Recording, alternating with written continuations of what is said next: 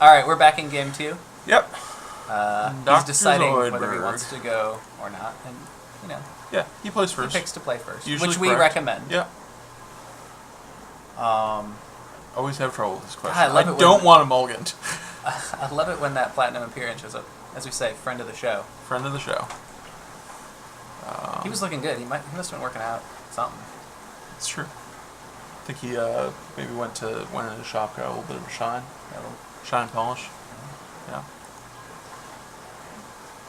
Yeah. So he hits his 2, like the same game plan for him as was his last game. He's going to hit his 2. He's going to skip a drop later. Likes the early pressure. That's an okay strategy. It's an okay strategy. It's not something I'm super a fan of, because frequently you don't get a 2 that puts much pressure on your opponent. So he gets a Grizzled Liatao. It's a 1/5. It's a good blocker. Yeah. It slows the game down. It's gonna keep us from attacking profitably, but he's gonna end up skipping well, hopefully for him, yeah, he just skips his 3, which is the smart play. Yep. We get the Viashino Slaughtermaster. It's a 1/1 double striker. Not gonna affect things. Not gonna change anything. It's good to have. Oh, see, our 3-drop is quite good. We get Benelish Infantry. It's a 1/3 banding, and banding is insane. Banding's a very powerful ability. So what's that ability? So it's actually 2 abilities in one. So there's the defensive aspect and the offensive aspect. And so with the defensive aspect, if you block a creature with a bunch of creatures, and one of them has banding, then instead of the attacker just getting to decide how damage is assigned, it's the defender that does, which is really powerful because you can distribute their damage so that a bunch of your creatures take a little damage but don't die. Or if they have so much damage that you can't do that, you just say this crappy creature dies. Yeah, you can just assign. You're 10 damage here. Take it, Viashino Slaughtermaster. Get him. And then offensive banding. So I'm going to skip past that bit. So offensive banding means that you can basically combine that banding creature with one other creature when you attack, and they Voltron up into a single creature that your opponent has to attack or has to block together. So he's been missing a lot of drops. Is he just going to 11s? Is this he's really in love with this 11s plan? I think he is. So we're going to drop a swamp now, and we're going to start getting in there. Right, because we have the double strike. We want to clear out the Liatao. Yeah, so we're going to go ahead and attack with these guys as a band and this guy by himself. Okay. And we're going to choose this guy to band with this guy. Yeah, so this is the confusing part with Moto, where you got to do it right with all the clicking. And this is why Joe gets to drive, and I get to sit here, because I have no idea how things work. So he's blocking the band. And that's actually good for us, because we get to go, wow, and pump our Slaughtermaster, make it a 2/2, and because it's a double strike, we're going to kill his Liatao. We're going to get into 3 damage. Poor kitty.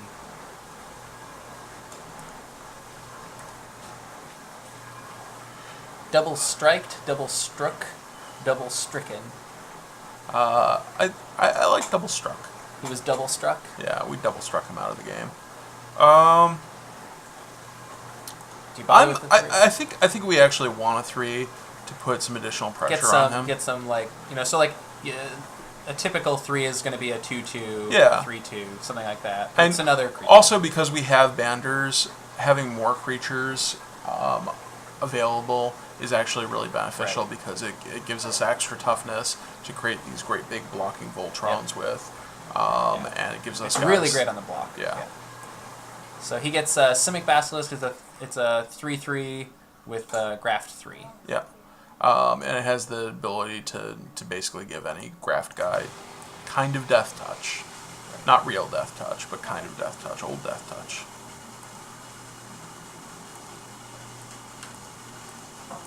Alright, well. So we're going to hit a 6 here, and I think our plan is to attack with the Benefactor and the Infantry and the Band, and with the Strider. Pristine Angel. It's a good one. Pristine Angel is pretty bomby. So it's a 4/4 flyer that, when it's untapped, it has protection from artifacts and from all colors. So it's going to be sick.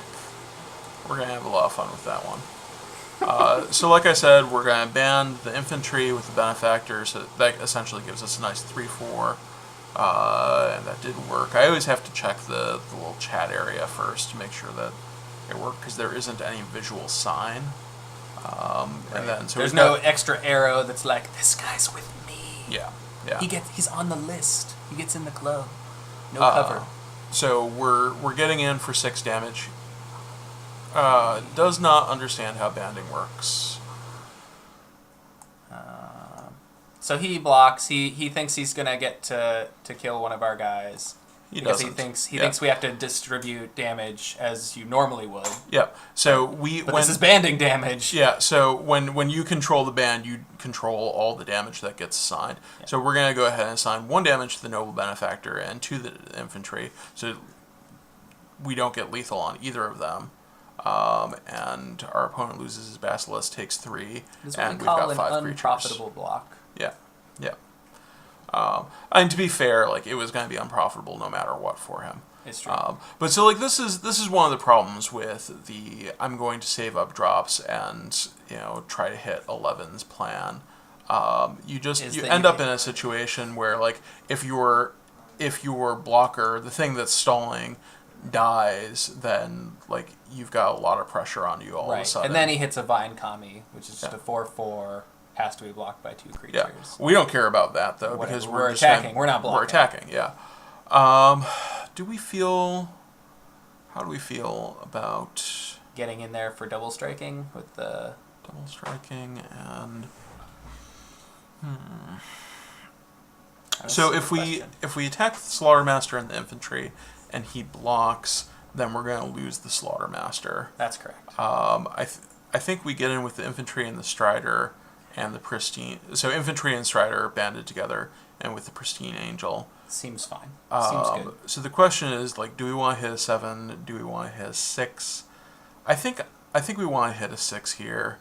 The 7s are stronger than the 6s, but not by a whole lot, and there are a lot of really good 6s. Enemy of the show. Phage the Untouchable. Yeah. I just want to touch. Just a little bit. Once. One time. We get Loxodon Mender. She'll swat you down. He's a 3/3 that does stuff. It regenerates target artifact. Yeah. It's a 3/3 for our purposes. Yep. So again, we're gonna get in there with our band and with our little 4/4 flying protection from everything angel. That's gonna be pretty good. Like, again, he cannot profitably block here.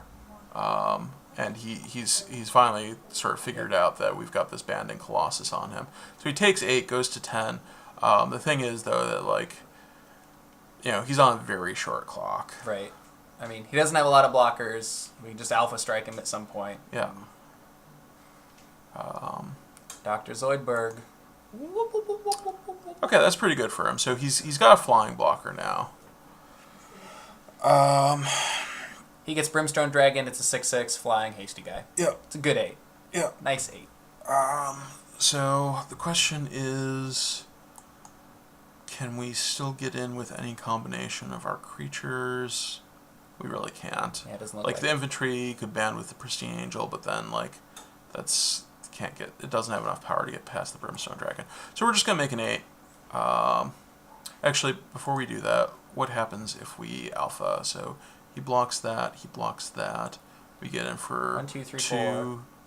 2, 3, 4, 5, 6, 7, 8, 9, 10.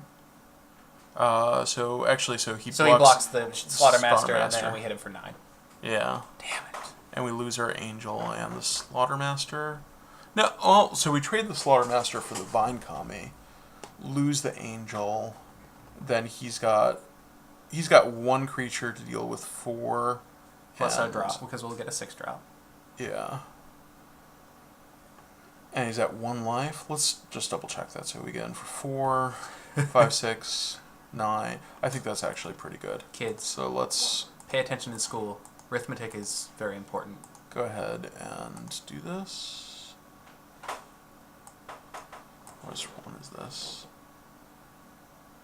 We get That's the one that doesn't matter. So Shiro, it's 3/4. It's Yeah. There's one that gives you mana when any creature of yours hits, and then there's this guy which gives a bonus to your snake creatures and makes all your snake creatures. Ooh, almost clicked through that. We don't want to ban this time, actually. Yeah. We want just get in there. Yeah. So this guy makes all your snake creatures into Ophidians, or I guess what is it? Merfolk. Looters. Looters. Not looters. No. Scroll thief. Scroll thieves. There he is. Yes. I love thief and scrolls. This guy's good. It's so good. Yeah. So we're gonna lose the pristine angel. He's figured that part out. Now let's see if he figures out the Slaughtermaster math. I guess if we wanted to be really greedy, we wouldn't have made Sashiro first and just attacked with 8 mana and hoped he didn't notice it. But again, you know, Sunblast Angel is a card, so we don't want to accidentally wrath our board. Yeah. Hawk. All right. We do trade with a Vine Comet, which is really good. I mean, that's fine. Yeah. I mean, our 2-drop plus a little bit of mana trades with a 6, and that's, hey, Yep. value town. Yeah, the Does it go to Slaughtermaster 9s? did work. So if you were him, do you go to a 9 and you just hope to get a Blazing Archon and like, Let's see if he. or do you 8? Yeah, I think 9s are actually correct there because like Hoverguard Sweepers does not get you out of this situation. He gets got a Cognivore, rough beats. Yeah. Gotta love the Cognivore. So, there's our pack. Yeah. So, what sort of lessons do we have from this? The lessons from this, gotta have friends of the show. So good. Love Indeed. that guy. I think we've got a pretty good demonstration of how awesome banding is. Yeah, I don't think we've had banding on the show before. Yeah. Banding is so good. Like, there are some really good early banders. You know, they don't even have to be that big. Like, the Shield Bearer. the Shield Bearers is 0/3 for So 2-drop. I mean, even just the 1/1 bander, the Benelish. Oh, I love Right? Benelish Hero. Benelish Hero, so good. Yeah. Is fine. Yeah. Because it's such a powerful ability. It makes your opponent's combat step really rough to figure out how to block properly, and it makes attacking almost impossible. And certainly, like, if they're attacking with one guy, it makes it very, very difficult. Exactly. You know, and I think the other thing that we saw here is just like being able to sit down, do the math, and say, okay, you know, it's okay to lose our Pristine Angel, which is usually a creature that you really want to keep around and don't want to waste. Yep. But it's okay to lose her because we're going to put our opponent to 1 and put them in an almost impossible situation where they have 1 out. And then I think the other lesson to learn here is it actually is important to think about what your outs are. So our opponent on that last round had the option of making an 8 or 9. And the only card that is, well, there are 2 cards that are 8s that got them out of that situation. There's our friend of the show, Platinum Empyrean, and there is Cataract Leviathan. Cataract Leviathan leaves him in a very poor situation where he's at 1, has a 5/5, and we're both making 8 drops. Platinum Empyrean actually is pretty good for him, but those are the only 2 outs he has. Whereas at 9s you have Blazing Archon. So does the math work out? Yeah, so that's the real question. We might leave that as homework. Sure. We'll I mean, cover those are the that options. in the next episode. Of course. We'll see you next time. We're going to play some more, post some up. Let us know what you think about the headcam. Take care.